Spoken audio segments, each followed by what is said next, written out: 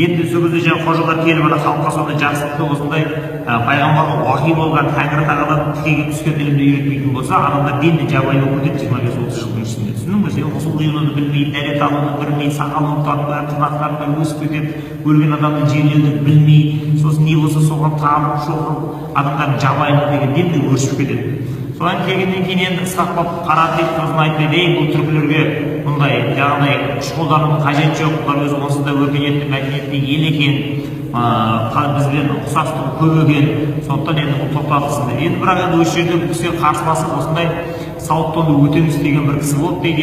Енді түркі тайпасынан болса керек, бірақ діні Тарса дейді ол кезде. Тарса деген қазір христиан деген сөз.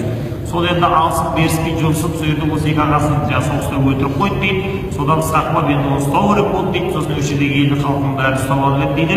Жаңағы Сауыттонды Өтеміс жаңағыдай қашып кетті дейді. Сол қашқаннан кейін бір жолдас баласы келді де айтты дейді, егер сен мына халықтың бәрін босатып, егер мені ғана жазалайтын болсаң деп айтты дейді, онда мен сонда жаңағы Сауыттонды Өтемісті қалай ұстап өлу екенін айтамын деп айтты. Ойпырмай, сенің бәрі керісінше екен, жұрт деген мені құтқар, елді қырсаңқырай берген, сен елді босатып жерде мені өлтірсең өлтір деп айтты. Сенің мынау қылығың маған ұнады, жақты, мен сенің өзіңді де аман алып қаламын.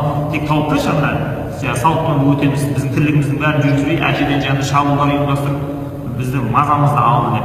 Сонда айтты, оның барлық күші астындағы мінген тұлпарында, сәйгүлігінде, ол сол артына мінген кезінде, тұлпарына қонған кезінде адамды бетіне қарап бәрін қиратып, оқы-тоқыр шығарып жібереді.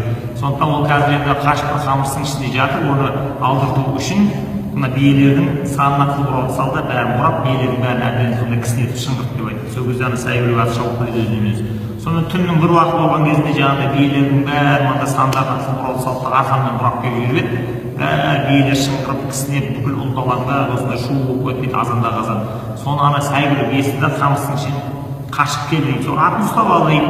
Сосын атынан айырылғаннан кейін Сауыттонды Өтеміс не істейді енді? Күш қуатының бәрінен астына қанатынан айырылғаннан кейін басы салбырап келіп берілді дейді. Сол кезде ысқаққа бұған және бір жақсылық дейді. Ей бауырым, батырлығыңа да, мәрттігіңе де, мына ел үшін айқасып жүргеніңе де әйтеуір жалған болса да, ескірген тозған болса да, өзіңнің дініңе, беріктігіңе ырза болып отырмыз, біз сені аман алып қалайық, сен келсейін мұсылманшылықтың халықты тәрбиелейік те енді хақтың жолына деп.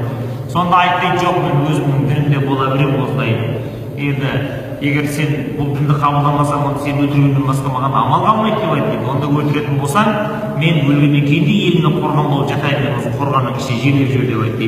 Онда соңғы өтінішін орындаймыз деп Ысқақ Сауыттонды жаңағы батырды Өтемісті өлтірді дейді. Сөйтті дағыны апарды да қорғанға ана салып жерлеп жіберді денесі. Содан мына Шолақ қорған деген жер, қазір 20-30 километр жерде Шолақ қорған деген ауыл елді мекен бар, содан қалған екен дейді.